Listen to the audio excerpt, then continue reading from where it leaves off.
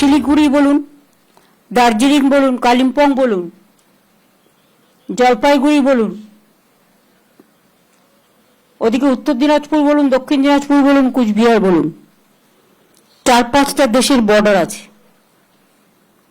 সুতরাং আপনাদের জায়গাগুলো আরো বেশি সেন্সিটিভ। ইসলামপুর আর চোপড়া বর্ডার দিয়ে কোনো লোক ঢুকছে না তো, অনেকটা খালি আছে, ওখানে কি কোন রকম সিস্টেম কাজ করছে? পশ্চিমবঙ্গে 540 কিলোমিটার এলাকায় বেড়া নেই, জমি দেয়নি মমতা ব্যানার্জি। তাই শুধু হিন্দু বিরোধী নয়, শুধু চুরি দুর্নীতি নয়, জঙ্গিদের হাব তৈরি হয়েছে এখানে। উনি কাকে তাড়াবেন? খুবই সেন্সিটিভ। সেই জন্য আপনাদের কাজটা খুব মন দিয়ে করতে হবে। সাম্প্রতিক অতীতে পশ্চিমবঙ্গ ও বাংলাদেশের সীমান্তে কাঁটাতারহীন এলাকায় কাঁটাতারের বেড়া দেওয়া নিয়ে বারবার কেন্দ্র ও রাজ্যে চাপানোতর হয়েছে। বিজেপি বারবার দাবি করেছে রাজ্য সরকার জমি না দেওয়াতেই ফেন্সিং দেওয়া যাচ্ছে না। উল্টো দিকে সীমান্ত দিয়ে চোরাচালান কিংবা অনুপ্রবেশ ইস্যুতে মুখ্যমন্ত্রী থেকে তৃণমূলের ছোট বড় মেজ নেতারাও বারবার শুধু বিএসএফকে দায়ী করেছে। কিন্তু এই প্রেক্ষাপটে বুধবার অত্যন্ত ইঙ্গিতপূর্ণভাবে সীমান্ত নজরদারির জন্য পুলিশ প্রশাসনকে আরও তৎপর হওয়ার নির্দেশ দিলেন মুখ্যমন্ত্রী।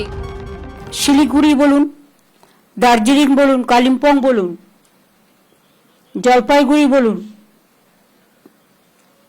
ওদিকে উত্তর দিনাজপুর বলুন, দক্ষিণ দিনাজপুর বলুন, কুচবিহার বলুন, 4-5টা দেশের বর্ডার আছে। সুতরাং আপনাদের জায়গাগুলো আরো বেশি সেন্সিটিভ। ইসলামপুর আর চোপড়া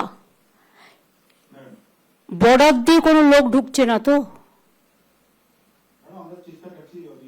অনেকটা খালি আছে, ওখানে কি কোন রকম সিস্টেম কাজ করছে? পশ্চিমবঙ্গে 540 কিলোমিটার এলাকায় বেড়া নেই, জমি দেয়নি মমতা ব্যানার্জি। তাই শুধু হিন্দু বিরোধী নয়, শুধু চুরি দুর্নীতি নয়, জঙ্গিদের হাব তৈরি হয়েছে এখানে। উনি কাকে তাড়াবেন? বিশ্বের 5ম বৃহত্তম স্থল সীমান্ত ভারত ও বাংলাদেশের মধ্যে, যা 4000 কিলোমিটারেরও বেশি। তার মধ্যে পশ্চিমবঙ্গের সঙ্গেই পদ্মাপাড়ের সীমান্ত রয়েছে 2217 কিলোমিটার, যার বেশ কিছু অংশে নেই কাঁটাতারের বেড়া। দুদেশের সীমান্তে কোথাও রয়েছে জল, আবার কোথাও সুন্দরবনের খাঁড়ি অঞ্চল। হিলি বর্ডার ঠিক আছে, হিলি বর্ডার, বর্ডারে কোনো প্রবলেম নেই তো? বর্ডার ভিজিট হচ্ছে নাকি বর্ডার পুরো ছেড়ে দিয়েছে?